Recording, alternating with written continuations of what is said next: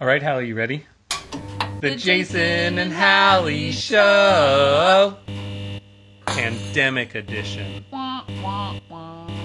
Recorded in front of a live studio audience. Hi, this is Jason. And Hallie. And welcome back to The Year I Got the Runs. Read the next question. I will. Okay. Our next question comes from Keith H. Which is funny. It's a timely question, Keith. I don't see you drink much, if any, water/fluids during races. Do you not film that, or what is your intake during races? Okay, so I actually typically do not drink anything. My mouth is watering from this. I typically do not drink anything during a 5K. Oh my goodness. I may do one water aid station during a 10K, depending on how hot it is. Yeah. During a half marathon, I'll stop at maybe 2, and for you people who aren't runners, there's usually an aid station every 2 miles. And I typically do that because I'm taking a peanut butter energy thing before, so I need to wash it down because those, especially while you're running, they're hard to swallow.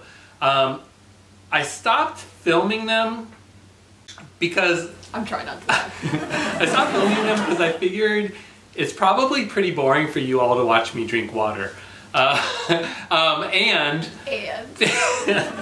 because I can't drink water at a race without choking.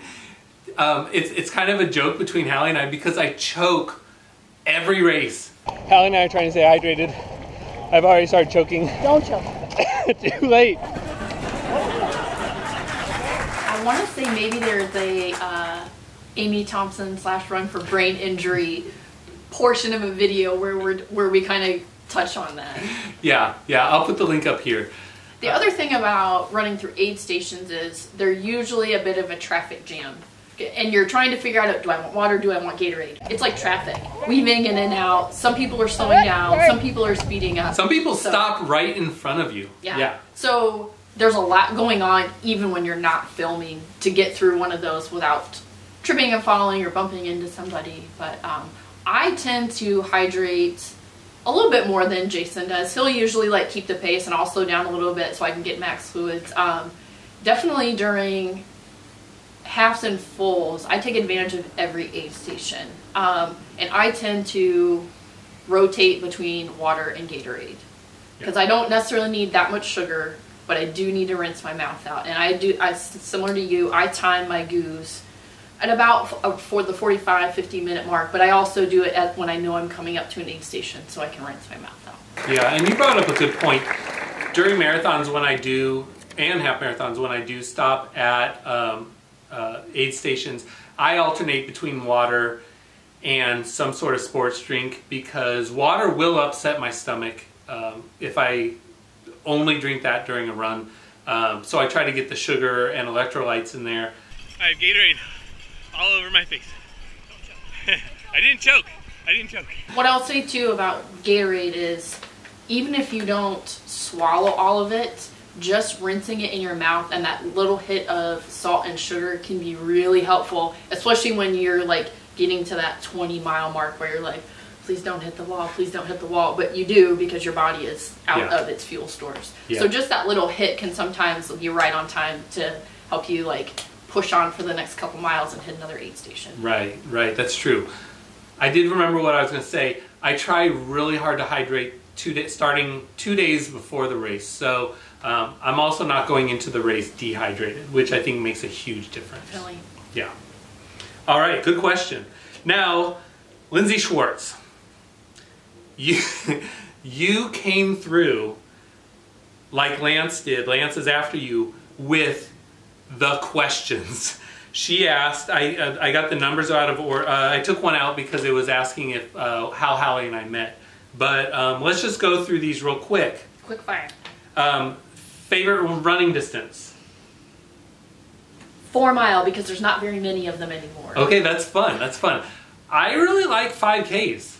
Lots of times it's because I have enough energy to get through them to, especially if it's a small race, I can place in my age group. Second place in my age group. Coming up on 50-54. Oh yeah. Oh yeah. I'm coming for you 50-year-olds when in November, because I'm gonna try to win a lot of age group medals in November when I turn 50. Okay, second question. You want to go? Race that is at the top of your list. Well, the race that is at the top of my list, that's a good question. I want to do a lot of out-of-town races, so I don't have a specific race. I just want to do out-of-town races. I just haven't figured out how to do it and be fiscally responsible, because I do understand that this is my hobby. What about you? Race at the top of my list. I would like to sign up for the Anchorage Marathon again. Alaska was supposed to be my 16th state last June, but because of some scheduling conflicts and some big events in my life, I was not able to travel to Alaska for that race. One, it's to do that state, but it was also to have a real vacation and not just a runcation with my husband Mark, who was stationed in Alaska at one time, and it's a special place for him. So I would like to get that back on the calendar.